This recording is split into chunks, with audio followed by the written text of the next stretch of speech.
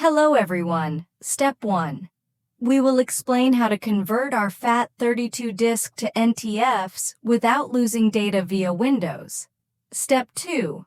As you can see, let's look at our data in our FAT32 disk. Let's start doing the process before our data is lost. Step 3. Let's go to the search bar, type CMD, and run it as administrator. Step 4. I will leave the code below the video.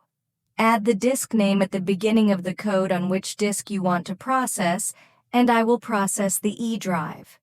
Step 5. I add E at the beginning of the code, paste it, and start the process.